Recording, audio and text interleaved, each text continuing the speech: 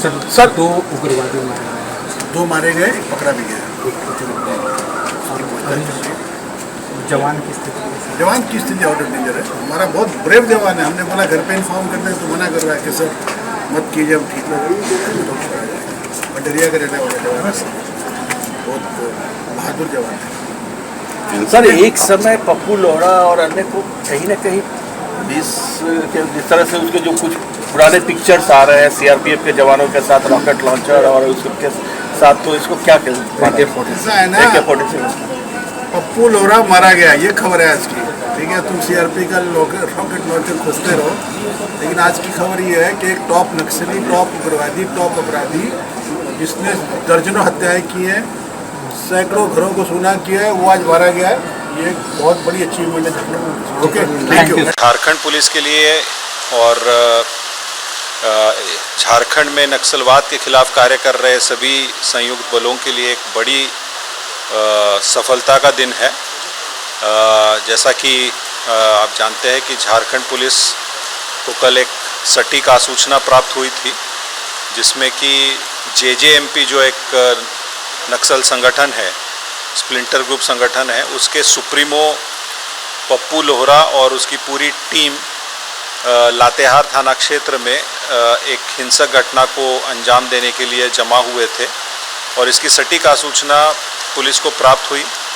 उसके बाद लातेहार एसपी ने जो है त्वरित एक्शन लेते हुए लातेहार पुलिस की एक स्मॉल एक्शन टीम के साथ एक इमीडिएट ऑपरेशन प्लान बनाया और रात में ही फोर्सेस को रवाना कर दिया गया।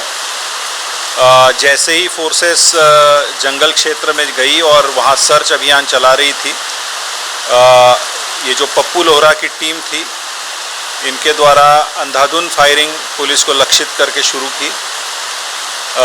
पुलिस के द्वारा भी इसका जवाब दिया गया, आत्मरक्षा फायर किया गया और काफ़ी देर तक ये मुठभेड़ चली। दोनों तरफ से काफ़ी भारी मात्रा में फायरिंग की गई। उसके पश्चात जब फायरिंग ख़त्म हुई तो पुलिस के द्वारा पूरे क्षेत्र को कॉर्डन करके सर्च किया गया, जिसमें 2 उग्रवादियों के जो है शव बरामद किए गए और एक उग्रवादी जो है उसके पैर में गोली लगी थी, उसे वहाँ से कस्टडी में लिया गया, डिटेन किया गया।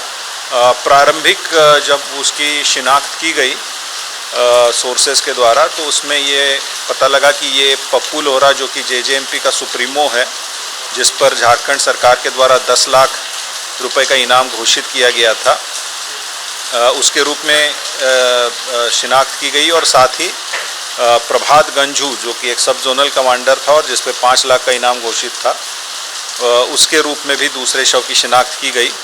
घटनास्थल के सर्च में हथियारों के साथ जैसे इंसास राइफल और अन्य कई सारे उग्रवादियों के द्वारा इस्तेमाल किए जा रहे सामानों को जब्त भी किया गया। निश्चित रूप से पुलिस महानिदेशक महोदय के द्वारा जो के नेतृत्व में और उनके मार्गदर्शन में झारखंड पुलिस और जो अन्य केंद्रीय सैनिक बल है, सीआरपीएफ है, एसएसबी है, इनके द्वारा ये जो अभियान चलाया जा रहा है, इसमें ये एक बड़ी सफलता रहेगी, क्योंकि उस क्षेत्र के विकास कार्यों को, उस क्षेत्र में जो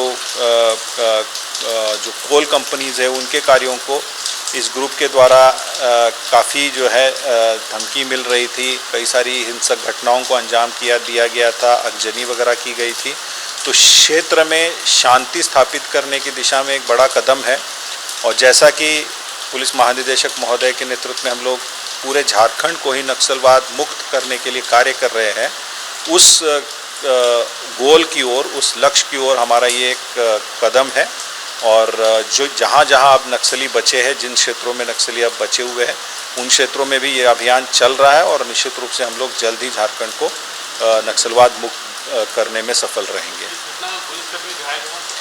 देखिए, इस घटना में हमारे जो टीम हमारी लातेहार पुलिस की कार्य कर रही थी, हमारे एक जवान को बुलेट इंजरी हुई है, लेकिन उन्हें तत्काल जो है एसपी और वहाँ जो सीनियर पदाधिकारी है, डीआईजी पलामू और आईजी पलामू के द्वारा इमीडिएट वहाँ से इवैक्यूएट कराया गया और इवैक्यूएट करा के अभी उनको रांची फर्दर मेडिकल ट्रीटमेंट के लिए लाया गया है। जैसी जानकारी प्राप्त हुई है he is out of danger और इनका अग्रतर इलाज अभी चल रहा है। और बहुत ही बहादुरी का काम हमारे सारे जवानों ने किया है, बहुत ही छोटी टुकड़ी जाके ये साहसिक कार्य की है और निश्चित रूप से एक बड़ी सफलता के रूप में इसे देखा जा रहा है।